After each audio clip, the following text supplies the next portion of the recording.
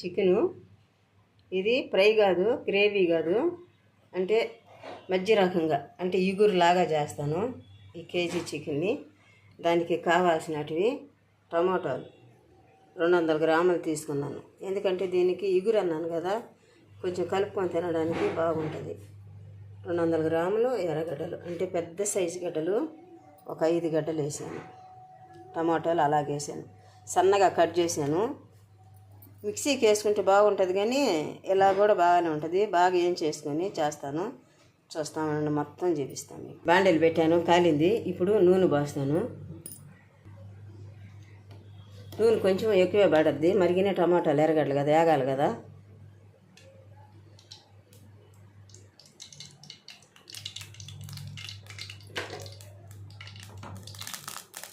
వంద గ్రాముల నూనె దాకా ఉంటుంది. 3 స్పూన్లు 4 స్పూన్లు కాదు, అంటే మొత్తం ఆ నూనెలోనే ఉడకాలి. ఇంక వేరేగా ఉడికేది ఏం లేదు, నీళ్ళు గిళ్ళు పోసేది లేదు, ఆ నూనెలోనే ఉడకాలి. కాబట్టి మరి కొంచెం నూనె వేసాను. ఈ టమాటాలు ఎక్కువ, ఎర్రగడ్డలు ఎక్కువ కాబట్టి మొత్తం దానిలోనే ఉడకాలి ఈ కూరల గేర్లన్నీ. ఏమేను చెక్క లవంగాలు అంతా, మసాలాలంతా వేసి దీనిలో పెట్టాను. చెక్క లవంగాలు, బిర్యానీ ఆకు, సాజీరా, మిరియాలు అన్నీ దీనిలో వేసేసి మిక్సీకి వేసి, అల్లము, తెల్లగడ్డ అన్నీ వేసి ఇది పేస్ట్ చేసి పక్కన పెట్టేశాను. తర్వాత వచ్చేసి ఇప్పుడు ఆవాలు, జీలకర్ర మాత్రమే వేస్తాను. ఆవాలు, జీలకర్ర,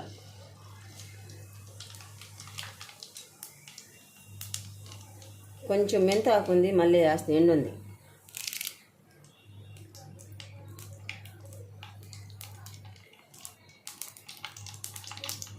చాలా సింపుల్ ప్రాసెస్ ఇది. ఆవాలు బాగా ఎప్పుడైనా ఏ కూరకైనా చిటపటలు ఆడాలి, అప్పుడైతేనే బాగుంటుంది. చూడండి నేను చక్కగా ఎగుతున్నాయో, చాలా బాగా ఎగుతున్నాయి కదా. ఇప్పుడు కరివేపాకు ఒక రెబ్బ. ఆవాలు వేగుతున్నాయి. ఫస్టే మనం కట్ చేసి రెడీ చేసి పెట్టుకున్న ఎర్రగడ్డలు.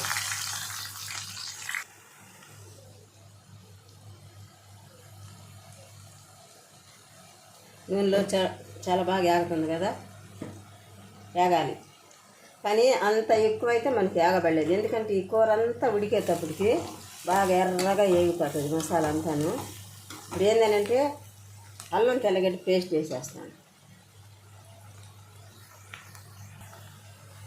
అచ్చం అల్లం తెల్లగడ్డ కాదు కాబట్టి దీంతో 2 స్పూన్లు వేసేద్దాం. అన్నీ వేసాం కదా, చెక్క లవంగాలన్నీ. ఇంకా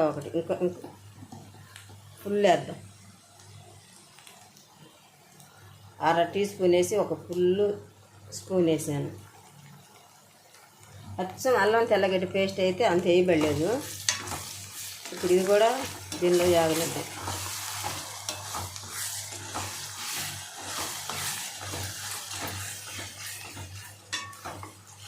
కొంచెం చేపే వేగిన తర్వాత టమాటాలు పోసేద్దాం.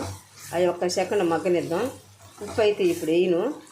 అల్లం తెల్లగడ్డ పేస్ట్ పచ్చగా కనపడుతుంది కదా, కొంచెం ఒక చిటికెడంత పసుపు వేసి, అప్పుడైతే చాలా బాగుంటుందని వేసి పెట్టారు పిల్లలు.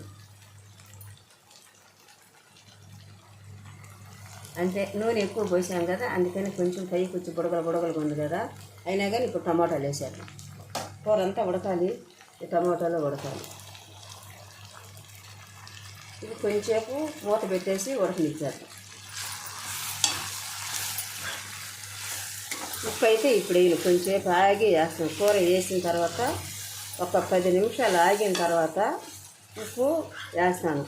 ఎందుకు ఉప్పు ఇప్పుడు వేయను అని అంటారా?